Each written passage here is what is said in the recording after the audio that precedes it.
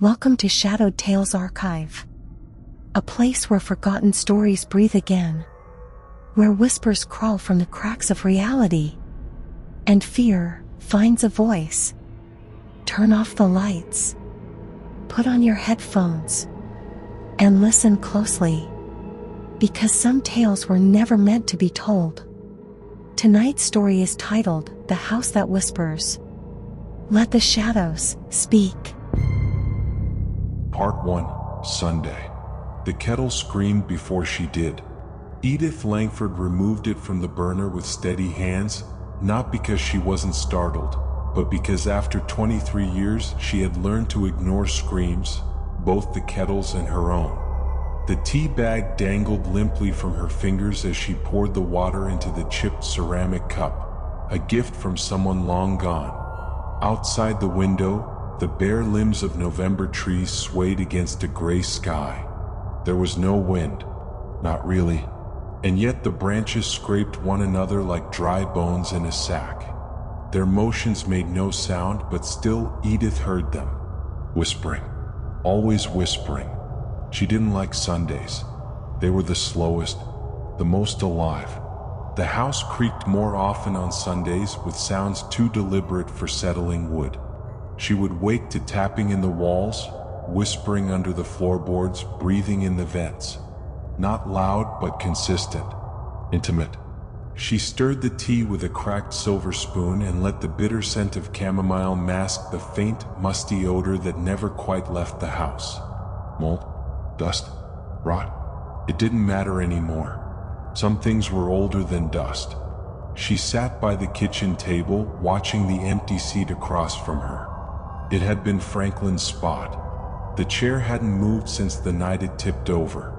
She'd left it that way, half tilted against the floor like a question mark no one wanted to answer. Edith sipped her tea, closed her eyes, and tried not to remember the taste of blood. A black dot crawled along the table's edge. She blinked. Another followed, and then 5 more crawling up the leg of the chair, moving in perfect single file like little soldiers. She didn't need to lean closer. She knew what they were. That's again. With a sigh, Edith stood up and went to the cabinet beneath the sink. She pulled out a plastic container labeled sodium borate, laundry grade, though she hadn't done laundry in months. She'd repurposed it for other uses, quiet, necessary ones. With careful fingers, she sprinkled a fine line of powder along the kitchen wall, across the threshold of the pantry, and in a small circle around the base of the chair. The ants didn't flee. They never did. But by morning they would disappear, retreating as mysteriously as they came. For a time, Edith returned to her seat and stared at the trail of ants marching boldly along the windowsill. They weren't going for crumbs she hadn't baked in weeks. They weren't here for sugar or fruit or anything edible. They came for him. She turned toward the hallway and eyed the dark wooden door at the end. The study. Franklin's room. Always locked. Always silent. Except on Sundays. She heard it then, a faint sound. A scratching, soft as cloth dragged across sandpaper. Something pressing against the floorboards from underneath. Something that wanted out. She wrapped both hands around the teacup and tried to still her heartbeat. Her thoughts drifted toward the upcoming visit. Her daughter Lillian had called last week to say she'd finally be visiting with her son, Benji. "He's curious about your house," Lillian had said. "About the history." History.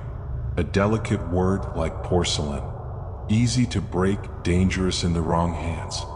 Edith hadn't seen her daughter in 5 years. Since the night of the hospital. Since the questions about Franklin's sudden absence. Since the whispers became real. She didn't want Benji here. Not in this house. Not near that door. But she couldn't say no. Not without raising suspicions. And that was far more dangerous than ants. That evening, she heard the trapdoor creak open in her dreams. She wasn't asleep, not really. She never slept deeply on Sundays. The dreams came anyway. She stood barefoot in the kitchen, moonlight pouring through the window, the floor writhing with ants. Not crawling, writhing. As if the floorboards themselves were alive, pulsing with tiny bodies that moved in and out of the grain like veins beneath skin. In the dream, Franklin stood in the doorway, half his face gone, eaten away in neat, symmetrical patches. His eyes were missing, but he looked at her. "You left the door unlocked," he said, his voice bubbling from holes in his throat. "You always forget on Sundays." She tried to speak, but ants poured from her mouth. Edith woke with a jolt. Her bed sheets were damp with sweat. A sound echoed from the floor below, barely audible but there. She held her breath and listened. Scratching. Scratching and a soft tap tap tap. She turned her head slowly toward the hallway. The study door stood ajar. Just an inch. Just enough. Her voice cracked when she whispered, "No." She forced herself out of bed, wrapped in a threadbare robe, and tiptoed across the hallway. Her fingers trembled as they touched the doorknob. The door closed itself with a slow, deliberate click. She didn't open it. She wouldn't. Instead, she went downstairs, made herself another cup of tea, and sat at the table. A single ant crawled across her wrist. She didn't brush it away. Part 2, Monday. Edith was already awake when the first light touched the windows. She hadn't slept, not truly. Sleep came to her in fits, disjointed flickers of memory and noise. Dreams that weren't dreams, thoughts that didn't feel like her own. She sat at the kitchen table, the same cracked cup before her, the same tea bag used twice already. It didn't matter. Taste had become irrelevant. She listened instead. The house wasn't quiet. It never was. Even now, it made the low groans and popping sounds of old timber and shifting dust. But beneath those natural aches was something else. Something not mechanical, not organic, alive. And then came the click of the mailbox. Edith flinched, spilled a few drops of tea on her robe, and cursed softly. She shuffled to the front door and opened it just enough to retrieve the mail. 2 envelopes and a circular. Nothing that mattered. Nothing ever did anymore. Except a note was tucked into the edge of the mailbox flap, folded by hand.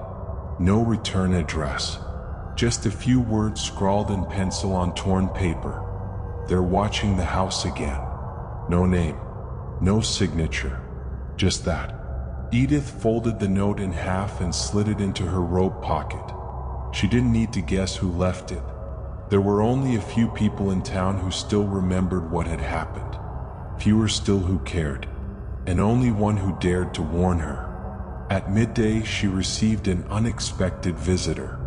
A knock came at the back door, sharp, impatient. She considered not answering. Pretend she wasn't home.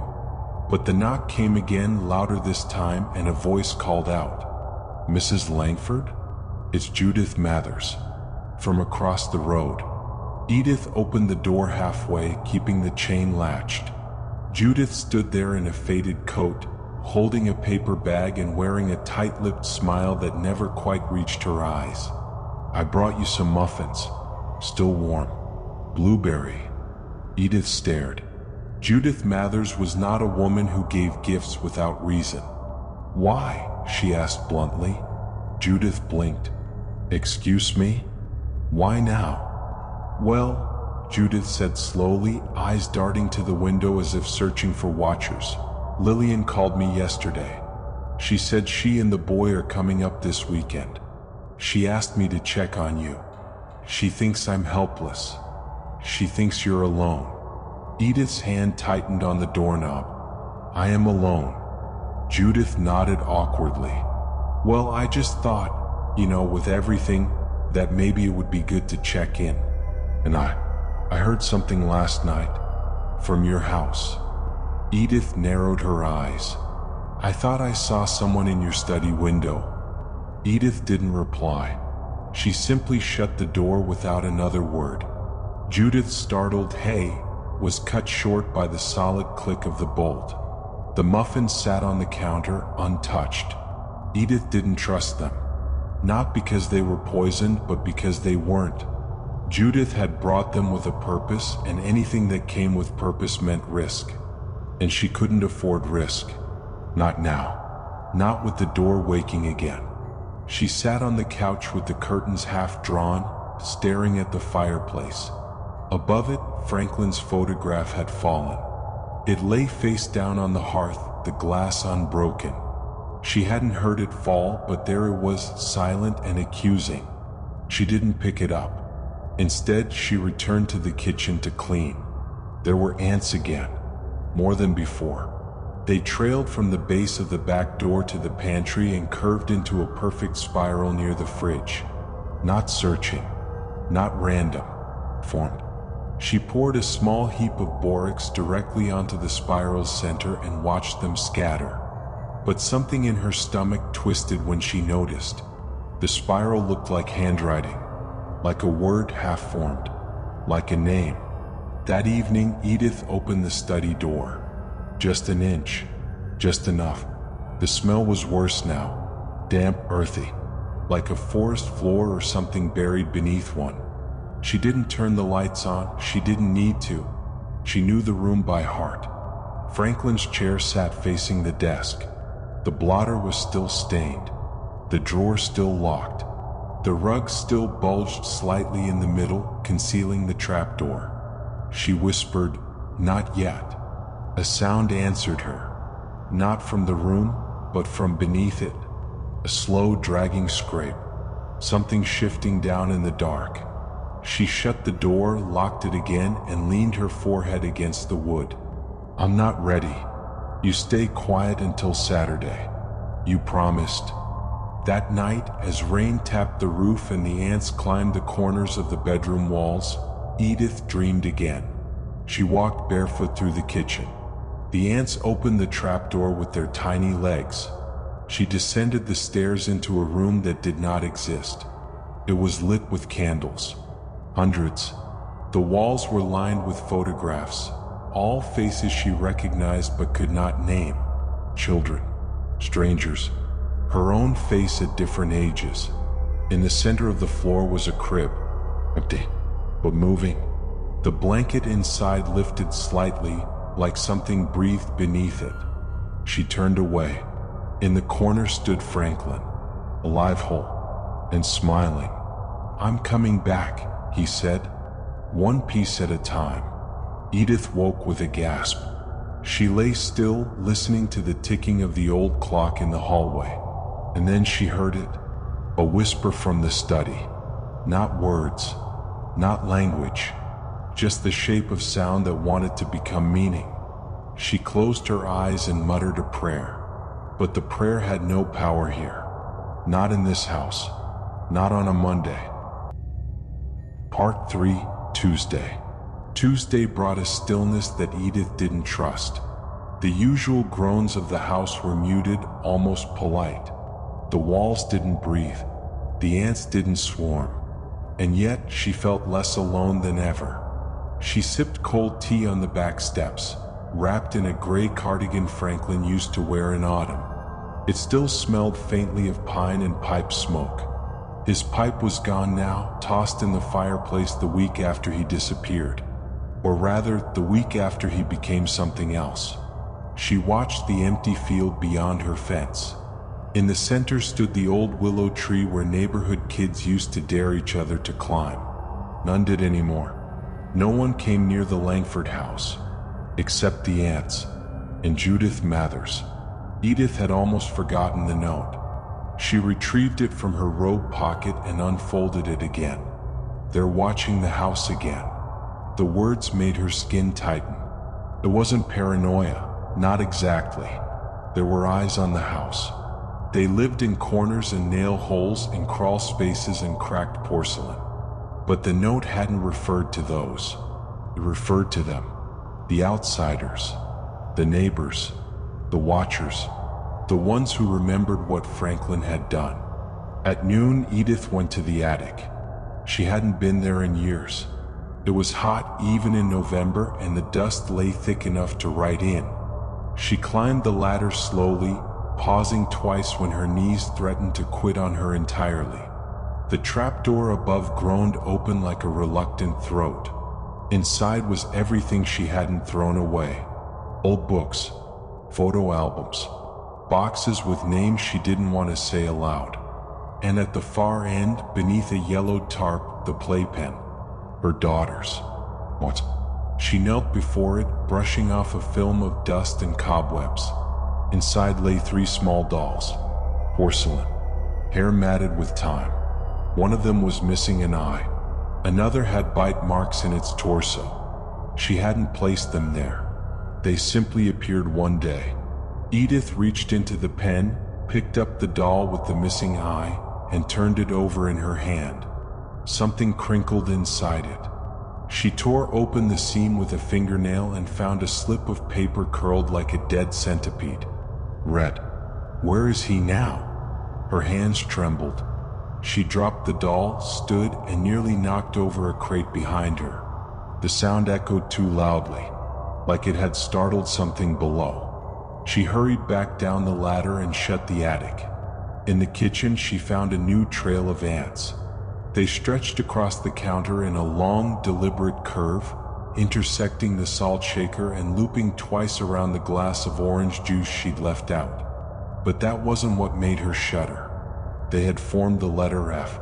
Just that. One letter. Blocky and unmistakable. Her first instinct was to erase it, pour borax across the pattern and sweep them away. But she hesitated. Because what if that wasn't the end of the message? What if it was just the beginning? Later that day, the phone rang. She let it go to voicemail. But after the 3rd ring, something told her to answer. She picked up the receiver with a sigh. "Hello, Mom?" Lillian's voice was tight, wary. Edith could almost hear the city in the background, horns, chatter, distant urgency. It made her feel both old and envious. "I wasn't expecting you to call again so soon," Edith said. I had a strange dream last night." Edith froze. "In the dream," Lillian continued, "you were standing in the middle of a room full of candles. You were crying, and there were ants crawling up your arms into your eyes." Edith swallowed. "Dreams don't mean anything, dear. Benji had one too. Said a man with no face told him to open the trapdoor." Edith nearly dropped the phone. "He doesn't even know your house has a trapdoor, Mom. So how?" "Lillian," her voice came out rough, "don't bring him here. Please. Not this weekend. Not yet." A long silence. "You've changed," Lillian said finally. "Ever since Dad. Look, we already booked the tickets. We'll only stay one night. You'll get to meet your grandson." "I'm asking you," Edith whispered, "for his sake, don't come here." More silence, then a click. She was alone again. As dusk approached, the ants disappeared again, but not completely. She found 3 of them inside her bedroom closet, crawling along the edge of an old photograph she didn't remember placing there. It was of Franklin. Young, smiling, arms around 2 other men she didn't recognize.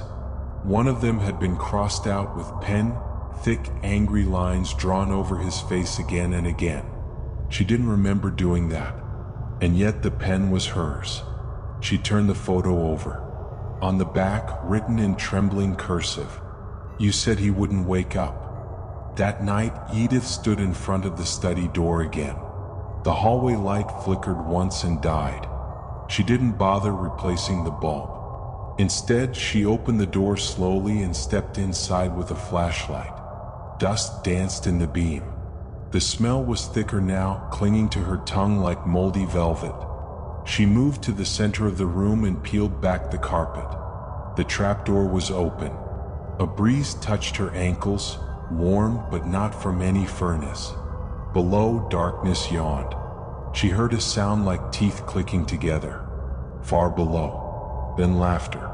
Children's laughter, thin and metallic as if from an old cassette tape. "Franklin?" she whispered. No reply, only the scent of loam and iron.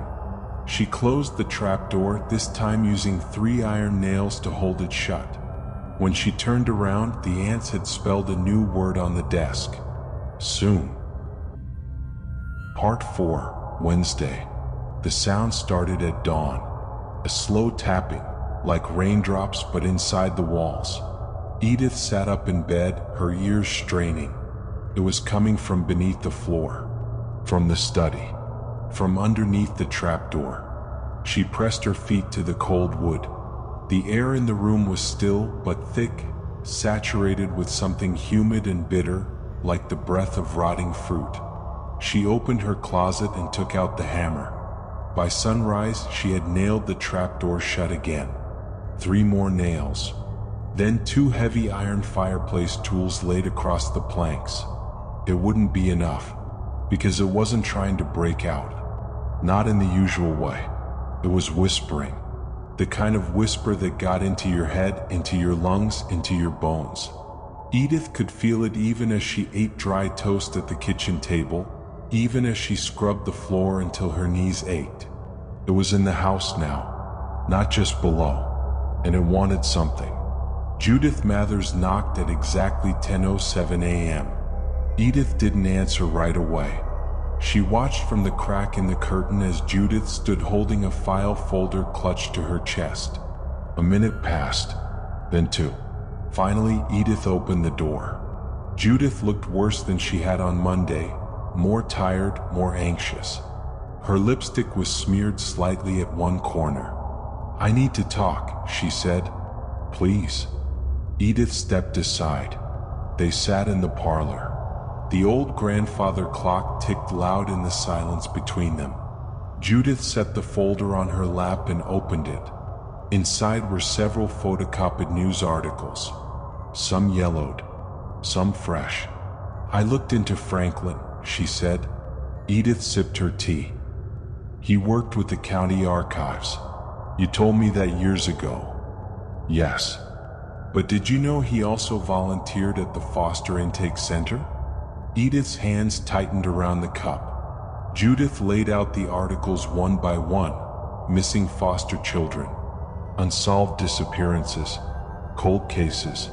17 children went missing over 10 years, all from within a 30-mile radius. No leads, no bodies.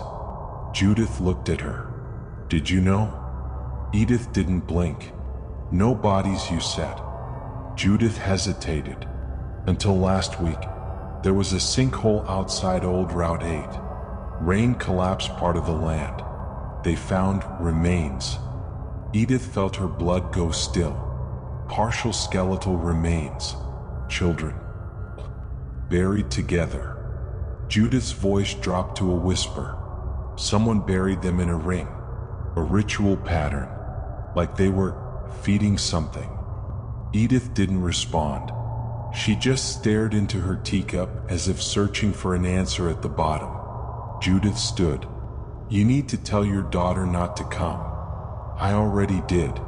Judith moved toward the door. "Then tell her again. And Edith, if you hear voices in this house, don't listen. That thing beneath. I know what it is." Judith's face paled. "You do."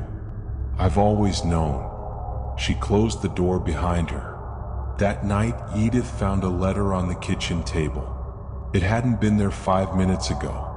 It was sealed with red wax. No handwriting. No stamp. Inside, a photograph. Black and white. Faded. It showed the house. But not this version. It was the house before the renovations. Before electricity. Before the paved road. Before Franklin. There were people in the photo. 12 of them. All standing in front of the porch. 11 children arranged in a semicircle. And one man in the center, his face burned away by time, or something more deliberate. Beneath the photo, scrawled in ink. He was always here. Edith didn't eat dinner. She sat in the living room, fireplace dark, lights off, watching the study door. The whispers had returned, clearer now. Some were voices she recognized, Franklin's low baritone, her own mother's cough, Lillian's childhood laugh. Some were not voices at all, just hunger. At 11 p.m., the trapdoor opened on its own. She heard it, clear as thunder in her chest. When she opened the study door, the rug had been thrown aside. The nails she'd hammered in were bent backward, as if peeled up by something underneath. And on the floorboards, written in a swirling line of living ants, "Bring the boy." She backed away slowly. The message didn't fade. The ants didn't scatter. They watched her. She locked herself in the bedroom and stuffed a towel under the door. Not because it would help, but because it was all she had. That night, she dreamed of the pit. The one Franklin had dug beneath the house when they first moved in. He told her it was for storage, cold preserves, tools. She had never questioned it, until the smell started. In the dream, she stood at the edge of the pit and looked down. It had no bottom. She called his name, and something answered. Not Franklin. Something that had worn his skin like a suit. Something that smiled with his teeth. Something that had crawled into him through the cracks and grown over years like mold on meat. "You knew," it said. "I didn't. You helped. You fed me." She woke to find the ants on her pillow. Just 3. One by each eye. One on her lips. She didn't scream. Part 5. Thursday. Thursday morning brought frost. It coated the grass and windows in silver, transforming the dead field into something deceptively beautiful. Edith stood by the window, wrapped in a wool shawl, holding a cup of black tea that had long gone cold. In the kitchen, the ants were gone. So was the note. So was the photo. But the whispering hadn't stopped. It never really stopped now. She barely noticed when her hand began to shake. The phone rang just before 9 a.m. She stared at it for a moment before picking up. "Hello? Mom? Lillian." Her voice sounded hesitant, softer than before. "I know you said not to come, but the tickets are non-refundable and Benji's been asking questions. He says he hears voices." Edith's breath caught. "Voices from where?" she asked. "From underneath." There was a pause, a small, shaking silence on the line. I think we're coming anyway." "No, just for one night. He wants to meet you. Lillian, please." But the line was already dead. She stood in the kitchen for what felt like an hour. The walls pulsed with invisible breath. The wood beneath her feet was warm, soft, like skin. She turned toward the study door and said aloud, "You cannot have him." Something tapped twice from beneath the floor. Then silence. At noon, Judith didn't answer her phone. Edith called twice, left no messages, then walked to her house. The door was unlocked. Inside, everything looked normal. Cups drying beside the sink, a blanket draped over the couch, the scent of vanilla air freshener in the hallway. But Judith wasn't there. Her bedroom was empty, her shoes by the door, her coat still on the rack. Edith checked the kitchen table. There was a single sheet of paper. In Judith's handwriting, "The boy is the key. You must not let him enter the house." No signature, just that. Edith folded the note slowly, carefully, and placed it into her cardigan pocket beside the red wax envelope from before. She didn't close the front door behind her. By evening, the rug in the study was gone. Not folded, not tossed aside. Gone. As if the floor had never covered anything. As if the room had always been centered around that single dark square of wood and the trapdoor it guarded. Edith stood at the edge and looked down. She could no longer see the bottom. Instead, there was a glow, a dim, pulsing amber light like something organic and bioluminescent. She leaned forward just slightly. Something inside the dark moved. It didn't lurch or crawl or climb. It rose, not physically but in pressure, in presence, like a hot fog curling up from the base of her skull. And then she heard the voice, not Franklin's, not entirely. It was deeper now, folded, like a man speaking through a hallway of mouths. "You promised me flesh." She staggered backward, gripping the door frame. "I never promised you anything." The voice sighed. "You built this house above me. You opened the door. You fed me with his hands, and now you deny me your blood." "I buried you," she said, shaking. "You planted me." Edith locked the study. It clicked softly, almost apologetically. Then she went to the kitchen and began packing a small bag, canned food, cash, photos, anything she might need to flee. She didn't finish, because her hands began to move on their own. She found herself opening drawers not to pack, but to retrieve. Old journals, a key to the basement, a rusted lantern. She placed them on the table and stared at them. "What am I doing?" she whispered. No one answered, but the house did. A soft rumbling from below. She fell to her knees, suddenly dizzy. She pressed her hands to the floor. It was warm. It was breathing. That night, she wrote a letter to Lillian. She didn't know if she'd be able to stop what was coming, but she knew she had to try. So she wrote everything down. "Lillian, if you're reading this, then I failed to stop it.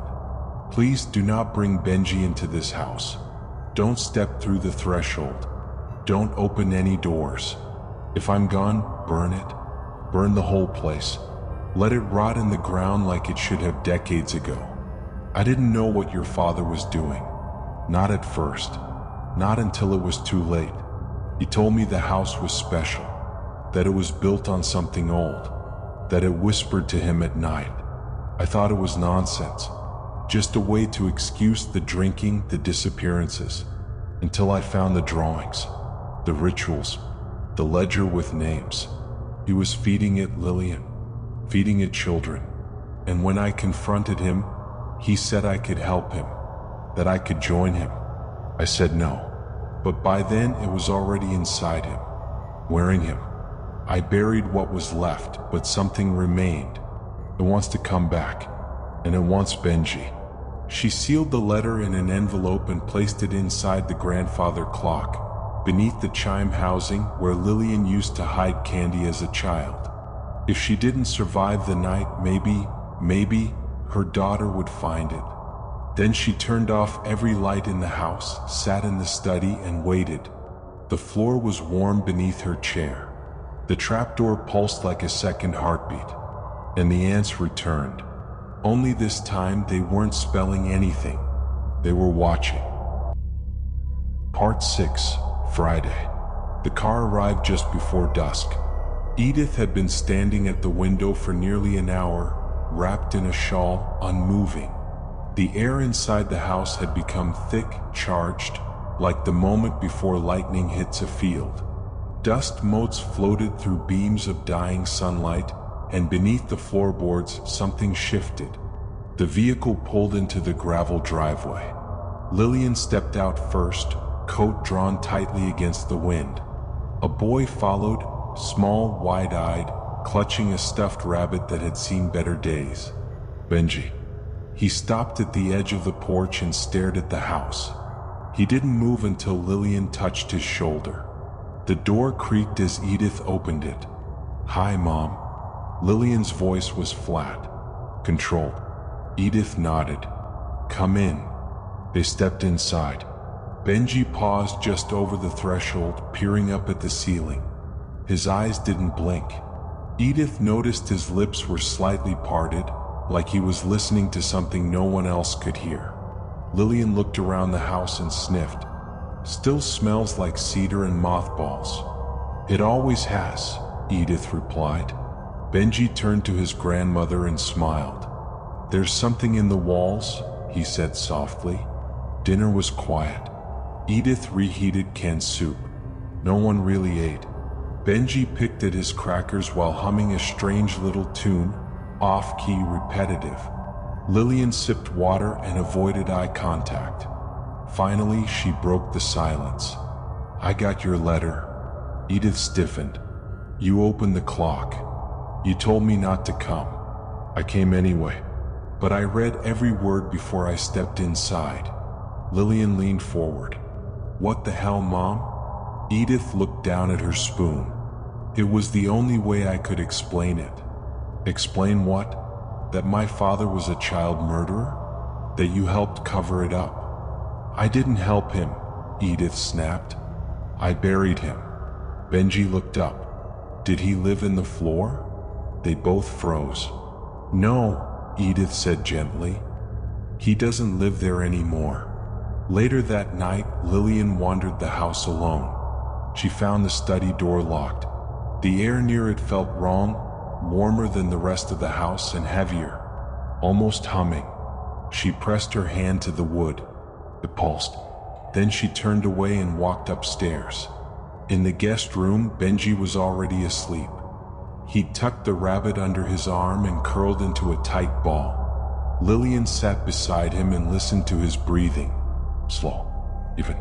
Then he whispered in his sleep. Under the house. Waiting. Always waiting.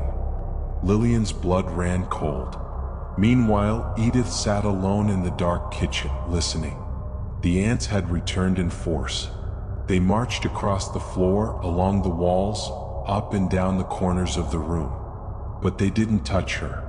They avoided her chair, forming a perfect ring around it, as if in reverence. They were no longer symbols. They were worshippers, and she was their high priestess. At midnight, the house moaned. Lillian woke with a start and ran to Benji's room. He was sitting upright in bed, eyes wide, mouth moving but making no sound. The stuffed rabbit was gone. "Benji?" He blinked once, then twice. "It wants me to come downstairs," he said. "No. No, absolutely not." He stood and began to walk. His small hands reached for the door. His feet moved like they weren't his own. Lillian grabbed him, shaking. "Stop it. Snap out of it." Benji began to cry, not out of fear but frustration. "I have to go. It said so." Edith met them at the bottom of the stairs. She held a lantern in one hand and the study key in the other. Lillian's voice was steel. "Don't you dare open that door." "He's already heard it," Edith said. "We can't stop it now. But maybe we can understand it. Maybe we can end it." "You're insane." "Maybe. But if we turn our backs again, it'll come for him anyway. You know that." Benji looked between them, eyes glassy. "I dreamed about this house before I was born." The key slid into the lock like it had been waiting. The door creaked open. Inside, the study was darker than night. The lantern cast long shadows, and the trapdoor lay bare at the room's center. No rug, no nails, no resistance. Edith knelt beside it and whispered a name. "Franklin." A soft breath exhaled from beneath. Then, "He is not here." Lillian pulled Benji back. "We're leaving. Now." But the boy didn't move. He stared into the open hatch with an expression no child should ever wear. "He's calling me." And then the air changed. The house shuddered, a low groan vibrating through the walls. The floor near the trapdoor cracked slightly. Faint orange light leaked from below, pulsing like a heartbeat. From the depths came a voice, thick, slow, impossibly old. "Blood fed me. Blood binds me. Flesh must walk the path again." Lillian screamed. "Mom, close it. Close it now." But Edith was crying. "I can't." The boy stepped forward. In that instant, Lillian did the only thing she could. She picked Benji up, screaming, kicking, and turned toward the door. The floor buckled. Ants poured from the walls. They surged toward the study like a tidal wave of black, hissing and clicking, climbing over furniture, pouring down the hallway like dark water. Edith raised the lantern high and turned to face the trapdoor. "I buried you once," she said through gritted teeth. "I'll burn you this time." And she dropped the lantern. Flames licked the air. The oil caught immediately. Fire surged along the floorboards, chasing the lines of ant trails like gasoline. Lillian ran. She didn't look back as she burst through the front door, clutching Benji to her chest, tears burning in her eyes. Behind her, the house screamed. Not groaned, not cracked, screamed. The sound of wood and bone and something older breaking apart. By morning, the house was gone, reduced to ash and blackened stone. Part 7, Saturday. The ashes were still warm. Lillian stood at the edge of the blackened ruins, one hand resting gently on Benji's shoulder. The boy said nothing. He hadn't spoken since the night before. Fire crews had arrived too late. No bodies had been found. But the house, her childhood home, the place that once held her mother, her father, and the truth she never wanted to know, was gone. And yet the land breathed. She could feel it beneath her feet. A slow, deep pulse, like something slumbering beneath the crust of the world. "I want to go back," Benji said softly. Lillian blinked. "What?" "I want to see what's underneath." "No," she said, her voice sharp. "It's over. It's done." Benji turned his eyes toward the remains of the study, now just a charred foundation. Smoke curled lazily upward like fingers beckoning from a grave. "It called to me." Lillian knelt, gripping both his arms. "Listen to me. You don't ever listen to that voice again. Do you understand?" Benji didn't answer. He just looked past her, eyes glassy, distant. Later that day, Lillian checked them into a motel on the edge of town. A faded sign buzzed above their door. The room smelled like stale cigarettes and old soap, but it was quiet, too quiet. Benji sat on the bed, staring at the turned-off television. "I miss Grandma," he said after a long silence. Lillian hesitated. "I know. She didn't want to hurt me." "No, she didn't. She just didn't want him to have me." Lillian's stomach turned. "Benji, there's no him." But her voice lacked conviction, even to her own ears. That night, Lillian couldn't sleep. She stared at the ceiling, thinking about the letter, the rituals, the voice in the floor. And the look in her mother's eyes, resigned, almost relieved as she dropped the lantern. She had made a choice, a final one. Lillian hadn't. Not yet. At 2:37 a.m., she woke to a sound. Soft humming. Not unpleasant. Almost childlike. She turned her head. Benji sat cross-legged in the middle of the motel carpet, his back to her, gently rocking. The television flickered even though she hadn't turned it on. Static filled the screen, but the hum grew louder, fuller, as though coming through the speakers. Lillian sat up. "Benji?" He didn't answer. She walked over slowly, touched his shoulder. He turned his head halfway toward her, eyes unfocused. "He found me," he whispered. Then he smiled. The next morning they left town. No suitcase, no goodbye. Lillian just drove, south, then west, then south again, until the signs began to look unfamiliar, until the sky turned a different shade of blue. She stopped only for gas and coffee. Benji said nothing, until they passed a field of dead trees. Then he whispered, "There's another house." Lillian's throat tightened. They reached the city by evening. The hospital was just off the freeway. Lillian had called ahead and spoken to an old colleague, an anesthesiologist like her. Trusted, silent. They admitted Benji under a false name. "Observation," she told the nurse. "What for?" the nurse asked gently. "Sleepwalking," Lillian lied. But Benji didn't sleep. He sat in the corner of the room, whispering to something only he could see. Lillian watched from behind the glass and waited. That night, she pulled out a notebook. She began writing, not just what happened, but everything, from her childhood, from the stories her father used to tell, from the dreams she remembered but never understood, of fire, of a trapdoor, of ants whispering her name. She wrote for hours, until her hand cramped, until her tears smeared the ink. And when she was done, she folded the pages, sealed them in an envelope, and left them in the hospital chapel. A prayer for the next person. In the morning, the doctor called her into his office. "There's something unusual," he said. Lillian tensed. "What?" "We ran a brain scan. Just routine.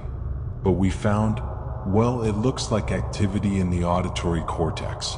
Consistent with schizophrenia. But too organized. Too patterned." "Patterned how?" He turned the screen toward her. Sound waves. Layered. Repeating. Rising. It's as if he's receiving something. Lillian stared at the waves. They looked like stairs. That afternoon, Benji asked to see her. She entered the room slowly. He looked up at her from the bed, his face pale but calm. "They told me it's not over," he said. Lillian sat beside him, brushing his hair from his forehead. "Who told you?" Benji tilted his head. The voices beneath. "You're safe now. We're far away." He shook his head. "It doesn't need a house. It just needs a door." Lillian didn't sleep that night. Instead, she went back to the chapel, sat in the pews and stared at the flickering votive candles. She thought about the children Franklin had taken, about the ledger, about the circle beneath the floor. It had all been feeding something older than him, older than language, a presence that passed through bloodlines like a parasite. And now it had found Benji, through her, through Edith, through Franklin, maybe even further back. A family tree with rotten roots. She took out her phone, opened a blank note, typed only one sentence. "If it's in the blood, it ends with me." Then deleted it, not out of fear, out of doubt, because part of her still wondered, what if it could be used? Part 8, Sunday. The hospital was quiet on Sunday mornings. That unnatural kind of quiet that never truly felt still, like the walls were holding their breath. Like someone somewhere was about to speak and just hadn't yet.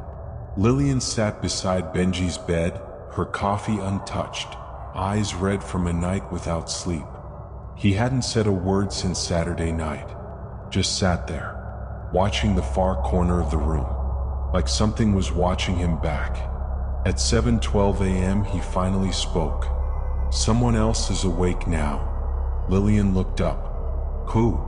He blinked slowly. "The one underneath." She moved to his side and touched his arm. "Benji, that place is gone.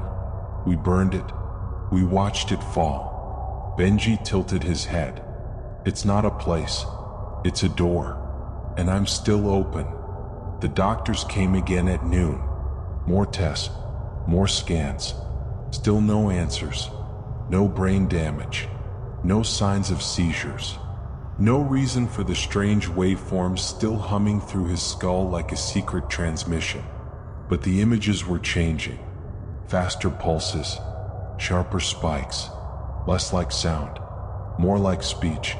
That afternoon, Lillian sat with her journal. She began writing again. Edith was right. This isn't about a house. It's about something older. Something that travels through families the way shame does.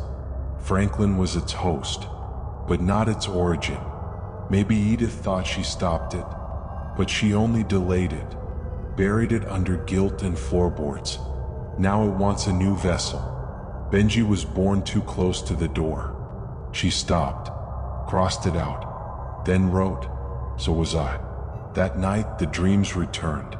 Lillian stood in the ashes of the Langford house, except it wasn't burned. It was whole again, pristine, fresh paint, clean shutters, a new welcome mat on the porch. Inside, her mother stood at the stove, stirring tea, smiling like none of it had ever happened. Franklin sat at the table, reading a newspaper. Benji played on the rug, humming. Only the tune wasn't right. It twisted, bent in on itself like an Ouroboros eating its own melody. Lillian tried to speak, but the door slammed shut behind her, and the house breathed in. She woke up gasping. Benji stood beside her hospital cot, eyes glassy, hands clenched. "I saw the man again," he whispered. "What man?" "The one who wears Grandpa's face." Lillian sat upright. "He said I can open the door if I want, that he doesn't need the house anymore. Just me." Lillian took his face in her hands. "You don't have to listen to him." Benji frowned. "He said you did." By morning, Benji was gone. He hadn't left the hospital. He hadn't even left the floor. The nurses said they'd seen him walking calmly into the chapel, alone. Lillian found him kneeling in front of the candles, staring at the crucifix, but not praying. He was humming again, that same impossible tune, the one that made time fold and temperature drop. "I'm sorry," she said. He turned. "You're not mad." "I'm terrified." Benji smiled faintly. "He said you'd come here, that this is where it happens." "Where what happens?" "The choice." She walked him back to his room, locked the door, sat across from him, and told him everything. About Franklin, about the pit, about the blood and the bones and the ledger full of names, about how evil sometimes doesn't roar or scream. It just whispers, in your voice, in your dreams, in your children. Benji listened, silent. At the end, he only asked one question. "Did you ever hear it too?" Lillian didn't answer, because she had, and still did. That night, she went back to the chapel alone. She lit a single candle, then sat in the last pew and waited, and whispered, "If you want someone, take me." Back in the hospital room, Benji closed his eyes. He slept deeply for the first time in weeks. He dreamed of sunlight, not fire, not whispers, just warmth. Lillian never came back. They searched, reviewed tapes, spoke to nurses. No one had seen her leave. No signs of struggle. Just a single candle still burning in the chapel. And a whisper caught on the audio from a hallway camera, too faint to be clear but unmistakably a voice. "Thank you." Epilogue. 3 months later. Benji now lives with an aunt in the north. He attends school. He draws pictures. He hums strange little tunes when he thinks no one's listening. One of his teachers says he's bright, a bit distant, a bit odd, but full of promise. Sometimes at night he writes in a notebook. Not words, just symbols, curved and jagged like ant trails. Sometimes they repeat, sometimes they grow, but always they end in a spiral. And inside the spiral he draws a door, always open. And that was tonight's tale from the Shadowed Tales archive. If it left a mark on your mind, if the silence feels heavier now, then the story did what it was meant to do. Don't forget to like, subscribe, and share the darkness. New stories are always on their way. Until then, keep the lights low and the doors locked.